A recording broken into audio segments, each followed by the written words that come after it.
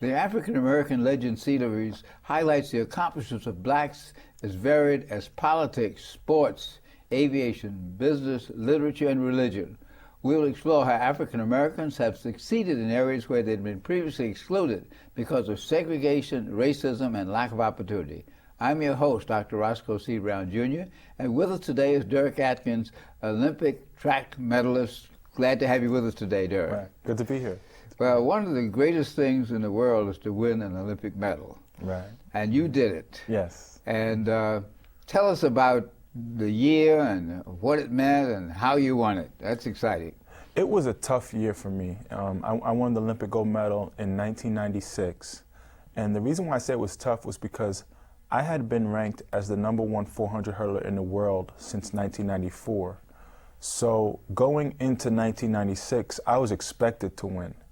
You know, and it's hard to run sometimes when the expectation, if I didn't win, it would have been considered a tremendous upset. I was there. Oh, you were there? I expected okay. you to win. You expected, yeah, see? A lot of people expected me to win. So I felt a lot of pressure.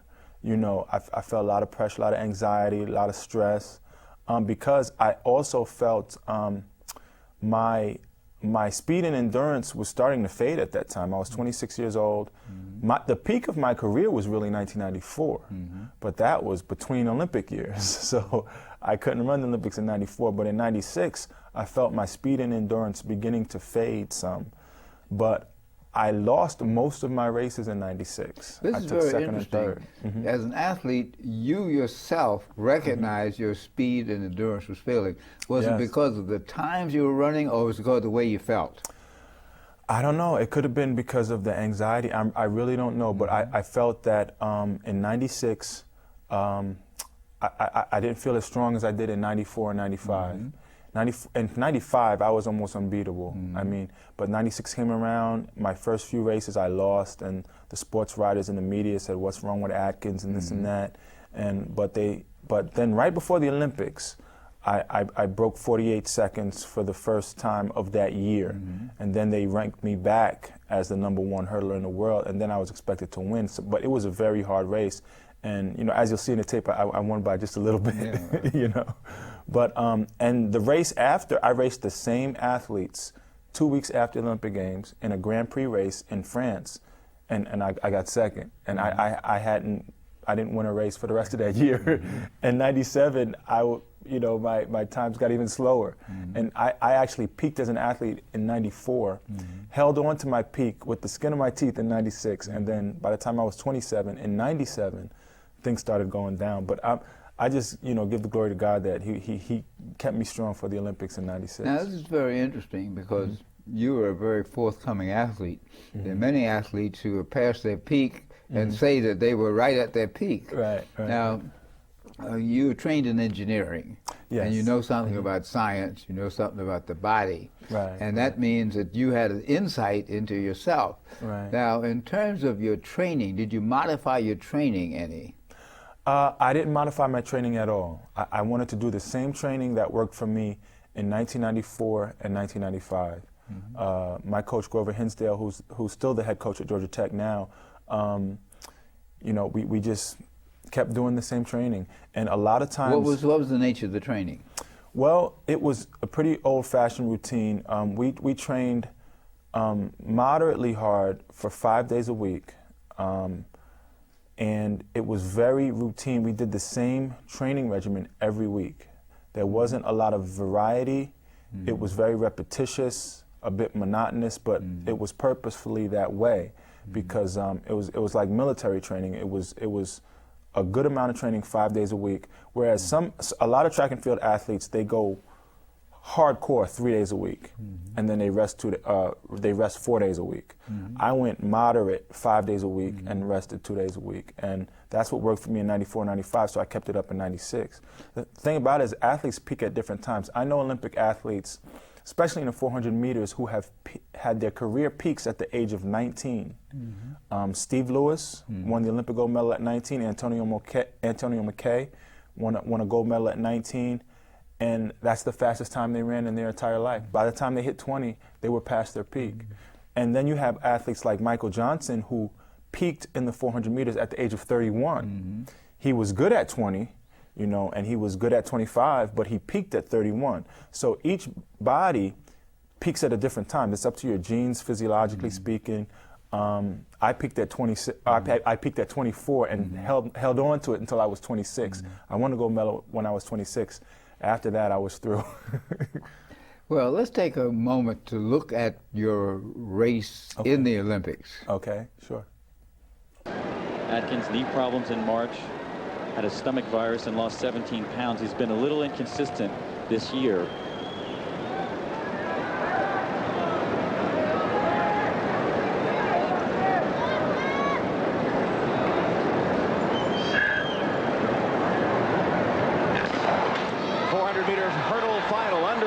Derrick Adkins taking it out quickly in lane 6. And I think that's what Adkins needs to do. That's when he runs his best races, when he's aggressive over the first 6 hurdles. And Adkins is running well. Rohan Robinson of Australia also had a fast start. Here comes Calvin Davis and Nylander of Sweden. Matete's keeping pace on the inside, but you'd have to think that that inside lane will begin to take its toll around this turn. Matete on the extreme inside lane, but Derrick Adkins has the lead as they approach the home straightaway. Atkins, Atlanta's own, is in front. Nylander is there, and Matete on the inside. Watch Matete off the last hurdle, though. Very tough. Adkins has the lead. Matete battling for the finish. It's going to be Derrick Adkins for the gold.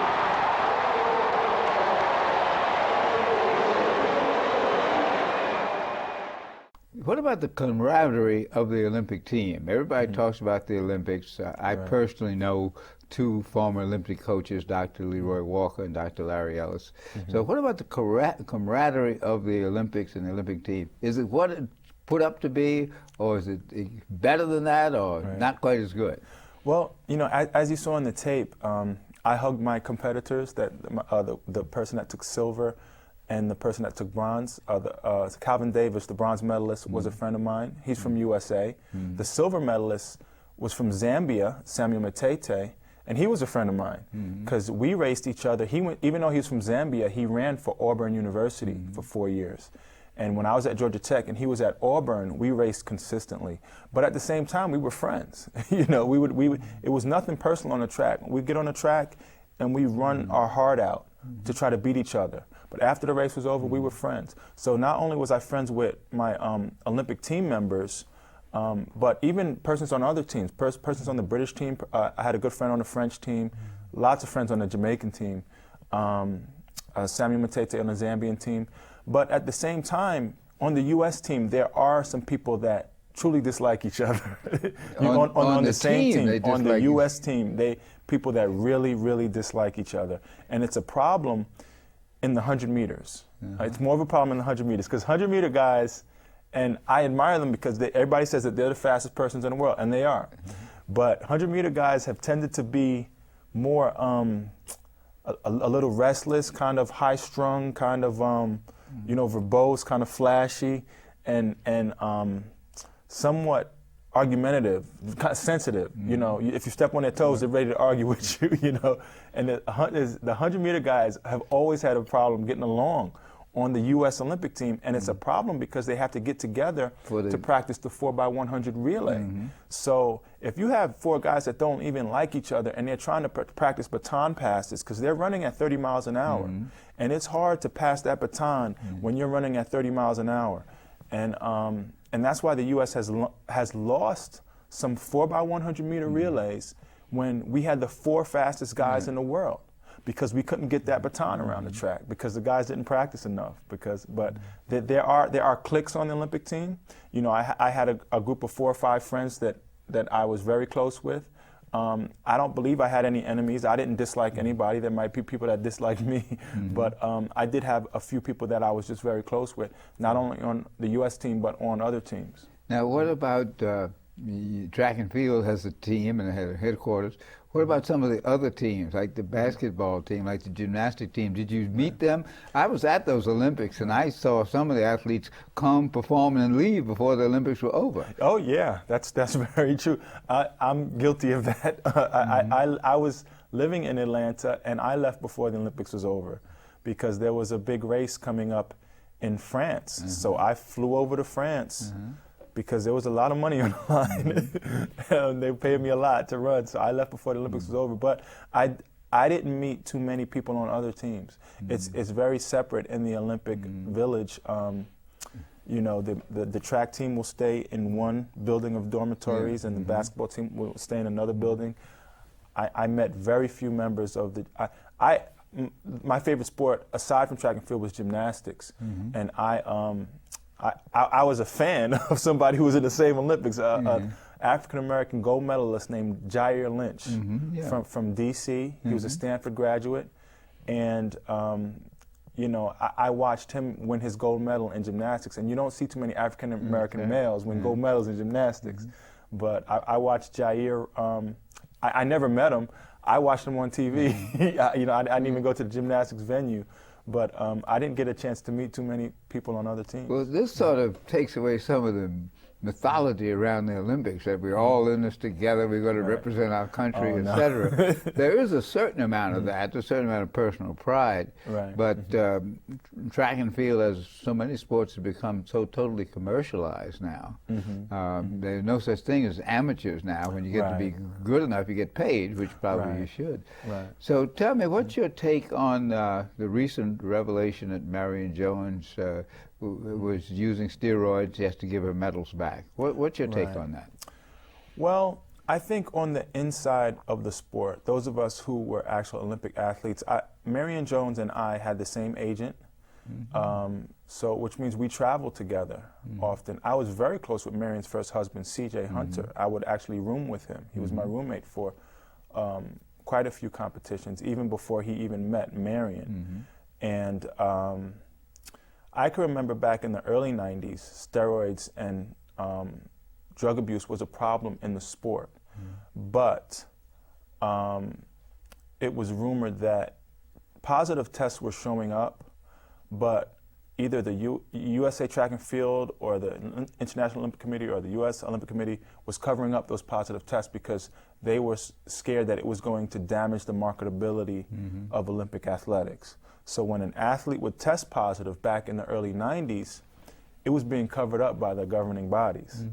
And this frustrated those of us who were clean athletes because it was hard for us to beat those of us who we knew were on steroids. And I can remember me and CJ would talk together about how difficult it was to compete against athletes that were on steroids. As time went on. Does it really make a difference? Aside from the mental thing, does it really make a physical difference? It makes a big difference. Really? It makes a big difference. It can increase your physical ability by 10%. Now, if you look at what 10% can do, if a high school runner runs 10.72 in the 100 meters, he will probably not win the New York State Championships in high school. Now, if you increase his time by 10%, now he's running 9.72. 9.72 is faster than the world record. He's just run the fastest time ever known to mankind. You know, won Olympic gold medal, world championships, and everything. And so it makes a huge difference. And I've seen athletes make that type of jump, go from being ranked, you know, not in the top 100 in the world in their event, to being ranked #1 in the world in 1 year. It was no slow progression. It was just boom. Well, given that you say the governing bodies were overlooking this, and then because they overlook it, the athletes have to say, no, I didn't do it, it was oil or something like that. Now that it's coming through, the suggestion is that this is sort of a payback for athletes who haven't towed the line. So Marion says that she's embarrassed, etc., but she didn't really know, but then when she found out, she didn't tell. What impact do you think it's going to have on the track and field world? I think it's going to have a negative impact at first. You know, there might be other athletes that are going to be exposed within the next year or so as being dirty athletes on steroids. And if that happens, the marketability of the sport will go down, the popularity of the sport will go down, but then I believe it will come up in the long run. because people will see the fact that, okay, the sport has been cleaned up, and now when we watch the Olympics, hopefully if we watch the Olympics in Beijing, the fans will say, okay, the sport has been cleaned up, now we can see who are the real gold medalists. You know, those that have not taken steroids, those that, you know, are natural athletes. And there's I'd say the majority of the medalists you see in the Olympics, even back in the 90s, in 2000 and 2004, were clean athletes, but there was a minority of steroid. Yeah, you had the opportunity. Every athlete has an opportunity to do this. What caused you not to use steroids? First of all, you're an educated person, you're engineering major, Georgia Tech, and you probably understood some of the damage that this would do to your body. But aside from that, there's an ethical aspect of it. Now, tell us about your feeling on that. There's a definite ethical aspect of using steroids. I was never even tempted to use steroids. You know, there are some athletes that were tempted and didn't use it. There's some athletes that were tempted and did use it. Most of the athletes that end up taking steroids try their best to do their best clean, but then they realize that there are other athletes taking steroids, so they take steroids to try to compete against those other athletes. What kept me from taking the steroids is not so much the health damage, because when you're young and in your 20s, and I call, you know, 24, 23-year-olds young, because I used to think I was grown back then, but now that I look back, I wasn't. I was young, and my brother used to tell me I was young and dumb. You know, he was in his 30s when I was in my 20s, but you know, I wasn't worried about the health aspect, but just the reputation. You know, if you get caught as a drug user, your reputation just goes down the drain, and you know, it just wasn't a temptation of mine. I wanted to see how good I could do in the sport naturally. You know, that's what I was trying to figure it out for me. How fast can I run naturally? And that, you know, I couldn't put steroids in the picture. You know, and if I didn't do well in the sport, I got a degree from mechanical engineering at Georgia Tech. You know, I had other options. It wasn't like I needed to make money in the sport, or I needed the sport, or I wanted to win, but I didn't want to win that bad until I wanted to take steroids. So it was never even a temptation for me. Well, that means you should be a good role model in your community. What are you doing in your community? You're working with youth. What are some of the things you're doing now? Well, now I work at the Armory Track and Field Center, and we're a track and field center in Washington Heights, and it's the old 168th Street Armory, where many of us in our generation used to run when the track was it was a flat board. And now you have the world's fastest track. The track's been the Armory Foundation was created in, I believe, '93. You know, a credit to Ed Smalls and Norbert Sander, and they revitalized the Armory and made it over the last 12, I don't know, what was the last 14 years, made it the fastest track in the world slowly by just renovating and renovating every year. So now we have kids that use the place as an after-school training facility. They come twice a week to train from all 5 boroughs. They come on the subway, and they train there from 3 o'clock to 6:30.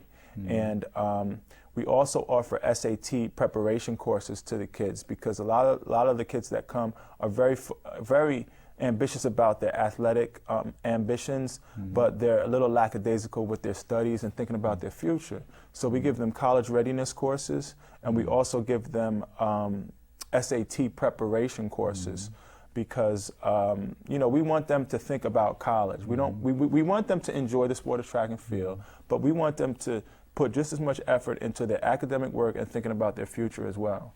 So that's one of the things I do for my community. Now, I grew up on Long Island in West Hempstead, and I'm very involved with the Lakeview Youth Federation out on Long Island. So you went to Malvern High School. Malvern High School. I was in the Malvern School District, just about 5 miles outside of the Queens city limits.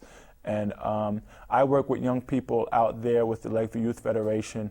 I go into you know, YMCAs and youth centers and give motivational speeches. I go into public schools. By the way, you said motivate. What do you say to motivate somebody? To motivate me. Okay. Okay. Well, I don't think you're so accomplished. I don't know if you need motivation. Okay, all right. But if you were a young 15-year-old student, I would tell you do your best, not just in athletics or you know that thing that you love. Like some kids today seem like they either want to be rappers or basketball players. If you want to write lyrics when you're on the subway and you know at home, and that's fine. But do your best in that, you know, writing your lyrics and playing basketball. But also do your best in school. Also do your best if your parents tell you to clean up your room, clean it up with the best of your ability. I love the quote from Martin Luther King said, even if you're called to be a street sweeper, sweep even as Michelangelo painted the Sistine Chapel. I mean, do it with heart and soul. So when you're studying for math tests and when you're doing your English assignments, you're doing your homework, do your best in those things also. Everything that you put your hand to, I'm not telling you to not try to be a rapper or not try to be a basketball player, but also put your best effort in every single thing that you put your hand to. And that's the message. Who gave you that motivation? My father. Good. My father and my mother. My parents were very essential. I wouldn't have accomplished half of the things that I've accomplished without my mother and my father. They gave me that motivation. And then later when I became an adult, I began studying and reading the books of Dr. King. You know, a lot of people, they know that I Have a Dream speech, but a lot of people haven't really read his books. His writings are just wonderful. They're absolutely wonderful. And, you know, reading his books gave me the motivation, and also studying people who have achieved greatness in the past. You know. I understand you have a street name for you. Where is it, and how does it feel to have a street named after you? Right. Well, the street that I grew up on in West Hempstead is called. It was called Seneca Road when I grew up. I lived there from the time I was born until I left for college when I was 18. It's called Seneca Road. Then when I was 26, I won the Olympic gold medal, and the town of Lakeview, which is a section of West Hempstead, Lakeview went crazy when I won the Olympic gold medal, and they just were so happy. They gave me a parade when I came home. All the local politicians were happy, and somebody said, let's name the street after him, the street where he grew up. And you know, it passed through the town board and the town council meeting, and they named Seneca Road to Derrick Adkins Lane. So my mother still lives there, the same house that I grew up in. So when I write to your mother, I can say Derrick Adkins Lane. Right, yeah. Now, where is the Olympic medal? Where do you keep that? I keep it in my house. It's not really, I don't have it showcased or anything in my house or in the co-op where I live in Riverdale, because I live in Riverdale now. But it's kind of just in a little box, you know, in a closet. And I bring it out when I do motivational speeches. As one who's received a few medals myself, I think you ought to get the case and put it there and look at it, because that does inspire you. I'm just scared that somebody. Well, you got your insurance, and you protected. But I know that is really a beautiful thing. Right. I know it makes you feel. I do bring it out a lot though, because like I said, I make a lot of public appearances I visit schools and talk to young people, so I bring it out a lot to show people. But when it's at home, maybe I should, you know, like you said, put it in a showcase. Now, how does one get their community group, et cetera, to be able to participate in the programs at the Armory Track Club? Well, just basically by giving us a call. Okay, give us a number. If you go to armorytrack.com, you could go to our website and click on administration and look for my name, Derrick Adkins, under the administration directory.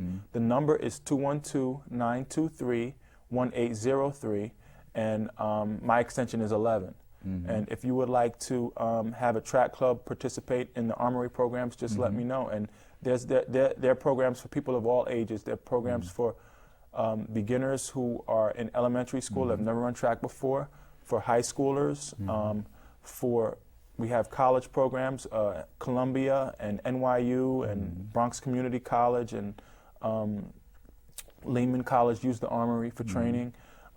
We have masters, you know, adults, runners who are 40 years old and over that use the Armory for training and meets. We have meets for masters. We have meets for what we call open athletes, athletes between who are past college but not 40 yet. So between the age of 23 and 40, those are the open athletes. Are you still competing? I'm not competing. I might run some races this coming year to see how fast I Well, can you run. made a commitment to me. Oh, I'm going to run your race. The Bronx Community College Bronx Community 10K Hall of Fame run. Right. And In you May. in May I of will run that 08, race. and you made a commitment that Right. you're going to participate in the Bronx Community College I'm going to 10K. run that race. And I'm going to run another race for my high school. Malvern High School is doing a fundraiser on October 21st, and so I'm going to run that race also. Okay. But those are 5Ks and 10Ks, and I don't even call that competing because I can't run those too well. I was a sprinter, and I'll run and I'll finish, but I don't know if I'll be in the front because I was never good at those distances. Once you go over 800 meters, I'm really not that good. But I will run those races. Yeah. Well, you certainly have been an inspiration to young people, and you also send a message that academics and sports can work together at Georgia Tech. And I want to thank Derrick Adkins, Olympic medalist, for being our guest on today's African American Legend. All right. Thank you, Derrick. Thank you.